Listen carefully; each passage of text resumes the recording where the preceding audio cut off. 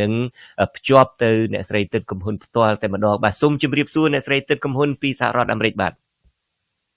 សូមជម្រាបសួរលោកចិនច័ន្ទបុតជាពីទីក្រុងឡាអេនៃប្រទេសណេធឺឡង់ចាបាទហើយសូមជម្រាបសួរមិញមិនបានឃើញកញ្ញាកានិកា Bonjour ពីសហរដ្ឋអាមេរិកដែរកានិកា Bonjour បាទអត់អីទេបាទហ្នឹងហើយខ្ញុំដឹងថាក្រមរបស់គណៈបកសង្គ្រោះជាតិនឹងដែលមានតំណាងដូចជាអ្នកស្រីទិតកំហ៊ុននៃជាដើមដែលជាប្រធានចលនាស្ត្រីរបស់គណៈបកសង្គ្រោះជាតិនឹងឡើងថ្លែងនៅចំពោះមុខ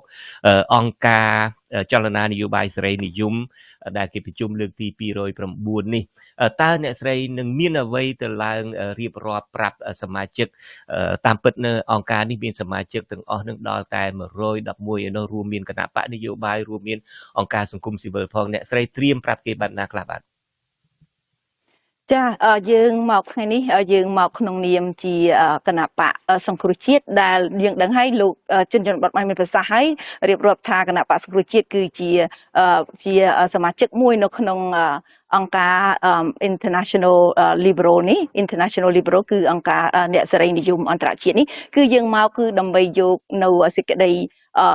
សម្រេចមួយគឺ resolution សេចក្តីសម្រេចហ្នឹងគឺការស្នើសុំដើម្បីធ្វើការបោះឆ្នោតតាក់ទងទៅលើសិទ្ធិសញ្ញាទីក្រុងប៉ារីសដែលតាក់ទងទៅលើបូរណភាពទឹកដីយើងនឹងឲ្យថាយើងមាន18ប្រទេសដែលចូលរួមនៅក្នុងការចុះហត្ថលេខាលើសិទ្ធិសញ្ញាទីក្រុងប៉ារីសដែលយើងដឹងសេចក្តីសរុបនៃសិទ្ធិសញ្ញាទីក្រុងប៉ារីសគឺទាមទារឲ្យប្រទេសកម្ពុជាមានសន្តិភាពពិតប្រាកដទាមទារឲ្យមានការគោរពសិទ្ធិមនុស្សទាមទារឲ្យមានប្រជាធិបតេយ្យអញ្ចឹងនៅប្រធានបទរបស់យើងនៅក្នុងសេចក្តីសម្រេចហ្នឹងគឺយើងផ្ដោតទៅលើបូរណភាពទឹកដី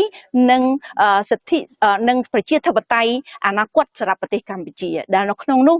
ម្ចាស់ហត្ថលេខីទាំង18ប្រទេសគឺមិនអាចគេចវេះទៅណាទេត្រូវតែមកមិនមែនរំលឹកទេគឺត្រូវតែមកឈរជាមួយនឹងប្រទេសកម្ពុជាមកឈរជាមួយប្រជាពលរដ្ឋកម្ពុជាដែលប្រជាពលរដ្ឋកម្ពុជាគឺជាអ្នកដែលកំពុងតែរងគ្រោះប្រជាពលរដ្ឋកម្ពុជានិងប្រទេសកម្ពុជាពិតមែនតែរងគ្រោះដោយរឿងផ្សេងមិនថាទាំងរឿងប្រជាធិបតេយ្យមិនថារឿងបូរណភាពទឹកដីអីទាំងអស់ហ្នឹងប៉ុន្តែរហូតដល់លុបទៅទៀតពេលថ្មីមានការរំលោភរហូតទៅដល់ការវិវាទទីប្រទេសកម្ពុជាល្បីមែនទែនខាងរឿង cyber scam ខាងរឿងគឺការជួញដូរមនុស្សខុសច្បាប់ក៏ដូចជាការបើកនៅអក្រិតកម្មឆ្លងដែនជាដើមនៅពេញពិភពលោកហ្នឹងម្ល៉េះហើយយើងក្នុងនាមខ្ញុំក៏ដូចជាតំណាងឲ្យ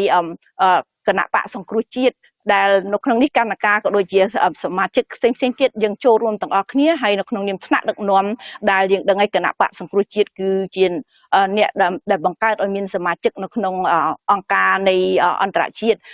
អ្នកសេរីនិយមហ្នឹងគឺមានលោកប្រធានសំរងស៊ីគាត់ជាអ្នកបានដូចដើមទាំងអស់នេះអញ្ចឹងយើងជាអ្នកចំនួនក្រោយយើងអត់នៅស្ងៀមដូចគ្នាយើងនឹងបន្តដំណើរនៃ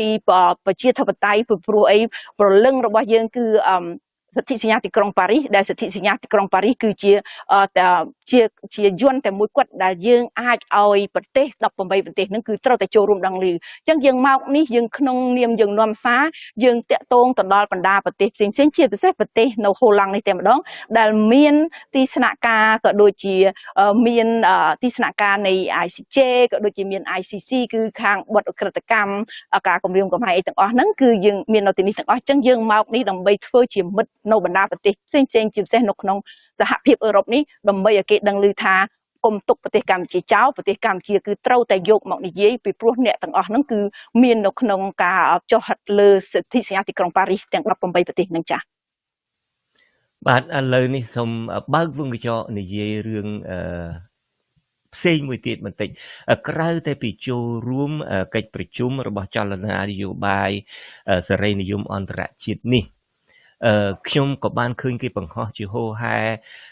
ឃើញចលនាអ្នកនៅក្រៅប្រទេសនឹងនាំគ្នាធ្វើដំណើរទៅទីក្រុងឡាអេនឹងដែរថានឹងដាក់ពាក្យប្តឹងទៅ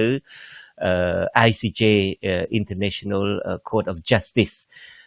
តុលាការយុត្តិធម៌អន្តរជាតិនឹងបន្ទាប់ពីឮដំណឹងនេះមកហើយនឹងក៏យើងនាំគ្នាចង់ដឹងទាំងអស់គ្នាតើអ្នកស្រីទិតកំហ៊ុនអាចជាផ្នែកមួយក្រៅពីកិច្ចប្រជុំនេះជាផ្នែកមួយនៃអ្នកដឹកនាំទៅដាក់ពាក្យបណ្ដឹងទៅដល់តុលាការយុត្តិធម៌អន្តរជាតិនឹងដែរទេ ចាជាការពិតនៅក្នុងនោះយើងមានគណៈកម្មការចំពោះកិច្ចដែលនៅក្នុងនោះយើងមានគណៈកម្មការខាងព្រំដែនអ្នកស្ថាប័នខាងព្រំដែនស្ថាប័នខាងកិច្ចការបរទេសហើយនៅក្នុងនោះខ្ញុំក៏មានការចូលរួមចំណែកនៅក្នុងកិច្ចការបរទេសដែលកិច្ចការបរទេសទាមទារឲ្យយើងត្រូវតែមានការធ្វើកិច្ចពិភាក្សាក៏ដូចជាទំនាក់ទំនងស្វិតស្វាញមែនទេអញ្ចឹងនៅក្នុងឱកាសពេលនេះដែលយើងមកពេលនេះទាំងអស់គ្នាទាំងបងអូនកណ្ណការទាំងខ្ញុំអីទាំងអស់ហ្នឹងគឺយើងមានទំនាក់ទំនងយ៉ាងល្អជាមួយបណ្ដាប្រទេសទាំងអស់ហ្នឹងជាពិសេសគឺម្ចាស់ប្រទេសនេះតែម្ដង Netherlands ហ្នឹងគឺហូឡង់នេះដើម្បីយើងធ្វើទំនាក់ទំនងរៀនក៏ដូចជាយកបទពិសោធន៍តើយើងត្រូវរកជ្រុងណាច្បាប់ណាមួយដើម្បីដាក់សម្ពាធក៏ដូចជាដាក់នៅញត្តិដើម្បីប្តឹងតាក់ទងទៅនឹងរឿង ICJ យើងដឹងហើយថាករណីនេះគឺមិនអាចដោះស្រាយបានភ្លាមស្រួលទេប៉ុន្តែយើងនឹងធ្វើនៅការសិក្សាក៏ដូចជាចូលរួមទាំងអស់គ្នាជាមួយអ្នកដែលជាពិសេសគេមានសិទ្ធិគេមានអំណាចនៅក្នុងការដែលគេអាចទំនាក់ទំនងនៅក្នុងរដ្ឋាភិបាលគេនៅក្នុងប្រទេសរបស់គេផ្ទាល់ហ្នឹងយើងបានទំនាក់ទំនងគេល្អហើយយើងនឹងបន្តធ្វើកិច្ចការងារនេះដោយតាក់ទងពីរឿងការដាក់ប្តឹងទៅ ICJ ចា៎ដាក់ប្តឹងនឹងថ្ងៃណាដាក់ប្តឹងសប្តាហ៍ក្រោយមែនទេចាយើងនឹងមានការធ្វើបន្ទាប់ពីបញ្ចប់ប្រជុំ resolution សេចក្តីសម្រេចនេះទៅយើងនឹងមានការប្តឹងទៅម្ចាស់ហត្ថលេខីទាំង18ប្រទេសផងយើងនឹងមានធ្វើកិច្ចការងារតាក់ទងពីរឿង ICJ នឹងដូចគ្នាផងដែរចាថ្ងៃច័ន្ទឬថ្ងៃអង្គារថ្ងៃណាឲ្យពិតប្រាកដអ្នកស្រីទិតកំហ៊ុនចាយើងពេលខ្ញុំត្រឡប់ទៅវិញខ្ញុំចាប់កិច្ចការងារគឺថ្ងៃទី25ខ្ញុំត្រឡប់ទៅសហរដ្ឋអាមេរិកវិញអញ្ចឹងថ្ងៃទី26ថ្ងៃដែលយើងអាចនឹងធ្វើបានគឺថ្ងៃទី27ចាអញ្ចឹងមិនមែនដាក់ពាក្យប្តឹងនៅពេលដែលអ្នកស្រីកំពុងតែមានវត្តមាននៅទីក្រុងឡាអេនេះទេតើត្រឡប់មកសហរដ្ឋអាមេរិកនេះវិញចាយើងត្រឡប់ទៅវិញពីព្រោះទាំងការងារទាំងអស់ហ្នឹងយើងមិនអាចដូចយើងចេះតែគេងនឹកឃើញថាអូយើងត្រូវដាក់តែយើងត្រូវសិក្សាគ្រប់ជ្រុងជ្រោយយើងត្រូវមានអ្នកឯកទេសយើងត្រូវមានអ្នកច្បាប់យើងត្រូវមានអ្នកដែលដឹងពីហេតុការណ៍នឹងទាំងអស់ហ្នឹងដើម្បីប្រមូលសំណុំរឿងទាំងអស់ហ្នឹងដើម្បីប្រមូលភស្តុតាងយ៉ាងជាក់លាក់យើងធ្វើកិច្ចការងារឲ្យពិតប្រាកដដើម្បីឲ្យយើងបានលទ្ធផលនោះយ៉ាងល្អដែលយើងត្រូវចង់បានចា៎បន្ទាប់ពីឮដំណឹងថាមានក្រុមរបស់អ្នកនៅក្រៅប្រទេសធ្វើដំណើរទៅទីក្រុងឡាអេដើម្បីដាក់ពាក្យប្តឹងដល់ ICJ តុលាការយុត្តិធម៌អន្តរជាតិនេះពីខាងក្រុមគណៈបកប្រជាជនកម្ពុជាមកនាំគ្នាសើចចំអកនឹងត្រង់ថាតុលាការយុត្តិធម៌អន្តរជាតិបើតាមការអះអាងរបស់អ្នកគាំទ្រលោកហ៊ុនសែននឹងថាមិនអាចទទួលពាក្យបណ្ដឹងពីអ្នកណាក្រៅទៅពីរដ្ឋាភិបាលដែលកំពុងកាន់អំណាចទេតើរឿងនឹងពិតប្រាកដទេបើសិនជាតុលាការទទួលទៅពាក្យបណ្ដឹងពីរដ្ឋាភិបាលដែលកំពុងកាន់អំណាចតើក្រមអ្នកស្រីនឹងមិនអាសាអត់ការកិច្ចខំមិនជាការពិត 100% ទេចាមិនជាការពិត 100% ទេពិតជាការមួយជ្រុងដែលគាត់លើកឡើងពីរដ្ឋាភិបាលប្រទេសនឹងគឺជា state បានន័យថាម្ចាស់ប្រទេសត្រូវមានសិទ្ធិប្តឹងប៉ុន្តែបើលោកហ៊ុនសែននិងឪពុកកូនខ្លួនឯងនោះដែលលោកច័ន្ទបុតបានលើកឡើងពីការធ្វើជា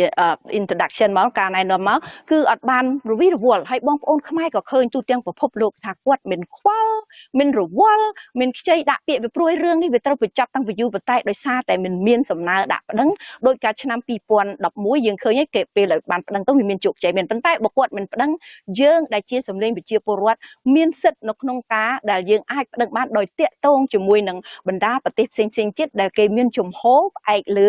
នៃប្រជាធិបតេយ្យផ្អែកលើនៅអ្វីដែលគេមិនចង់ឃើញប្រទេសកម្ពុជាយើងខ្លាយទៅជាប្រទេសដែលសម្បូរទៅដោយការលក់ដូរមនុស្សខុសច្បាប់សម្បូរទៅដោយការបើកបនលបែងខុសច្បាប់ហើយរហូតទៅដល់លក្ខឧក្រិដ្ឋជនអនឡាញ scammer នៅក្នុងប្រទេសខ្លួនឯងទៀតជាការដែលគេពិបាកនឹងធ្វើការជាមួយហើយគេមិនអាចសហការជាមួយអាហ្នឹងឯងជាហេតុការណ៍ដែលយើងក្នុងនាមជាអ្នកប្រជាធិបតេយ្យយើងក្នុងតំណាងឲ្យសម្លេងប្រជាពលរដ្ឋខ្មែរនៅក្រៅប្រទេសជាពិសេសគឺរដ្ឋាភិបាលកម្ពុជាឯករាជ្យ23ដុល្លារហ្នឹងយើងមានសម្លេងនៅក្នុងការដែលយើងតាក់ទាញទៅដល់បណ្ដាប្រទេសជាពិសេសប្រទេសហូឡង់តែម្ដងដើម្បីចូលរួមសហការជាមួយយើងនៅគ្រប់ផ្នែកដែលយើងនឹងអាចធ្វើបានមានតាំងពីនៅខាង United Kingdom គឺនៅខាងអង់គ្លេសដូចគ្នាដែរនៅសហរដ្ឋអាមេរិកយើងឃើញហើយកន្លងមកយើងធ្វើបានជោគជ័យដែលពីដើមគេថាមិនអាចទៅរួចទេប៉ុន្តែយើងធ្វើទៅរួចរហូតដល់ពេលថ្មីនេះសហរដ្ឋអាមេរិកនិងប្រទេសអង់គ្លេសគឺបាន ផ្ដោតដាក់នៅគេហៅថាដាក់ទណ្ឌកម្មយ៉ាងចាស់ដៃទៅលើចិនស៊ីដែលនៅក្នុងនោះគឺបានដាក់ទណ្ឌកម្មរហូតដល់ sanction 15 billion dollar ឯណោះចាអញ្ចឹងនៅក្នុងហ្នឹងគឺយើងមានសង្ឃឹមយ៉ាងមុតមមឲ្យតែយើងមានក្តីសង្ឃឹមក្នុងក្នុងការតស៊ូដើម្បីប្រជាធិបតេយ្យមានក្តីសង្ឃឹមឈរលើសិទ្ធិសញ្ញាទីក្រុងប៉ារីសយើងនឹងទទួលបានជោគជ័យបាទអរគុណអ្នកស្រីទិតកំហ៊ុនក៏ប៉ុន្តែយ៉ាងណាក៏ដោយចុះពីខាងរដ្ឋាភិបាលដែលកំពុងតែគ្រប់គ្រងប្រទេសកម្ពុជាហ្នឹងក៏បានបង្ហាញថាពួកគាត់នឹងក៏បានទៅដាក់ពាក្យមានទាំងស្ត្រីម្នាក់ដែលជាតំណាងរដ្ឋាភិបាលហ្នឹងបានលើកសញ្ញាផងលើកសំណុំលិខិតនឹងផងនៅពីមុខអគារនៃតុលាការព្រំប្រទានអន្តរជាតិនឹងតែម្ដងថាបានដាក់ពាក្យហើយដូច្នេះយើងនឹងតាមដានតើប្រកាសជាបានដាក់ពាក្យហើយឬនៅហើយតើក្រមអ្នកខ្មែរក្រៅប្រទេសរបស់អ្នកស្រីទឹកកំហ៊ុននឹងតើនឹងដាក់បានឬមិនបានយ៉ាងណាយើងនឹងប្រមូលព័ត៌មាននេះជូនដល់លោកអ្នកនាងសម្រាប់ពេលនេះខ្ញុំបាទសូមអរគុណហើយនឹងសូមជូនពរអ្នកស្រីទឹកកំហ៊ុននិងក្រុមការងារឲ្យប្រកបបេសកកម្មឲ្យបានជោគជ័យបាទសូមជម្រាបលាតែត្រឹមនេះបាទចាសូមអរគុណសូមជម្រាបលា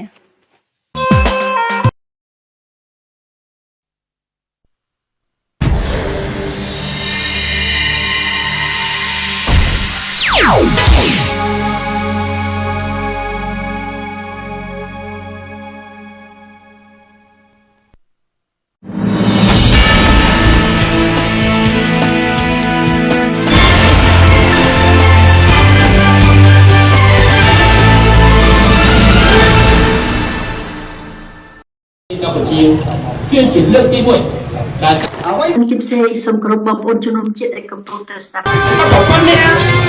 រឿងប៉ះពាល់ដល់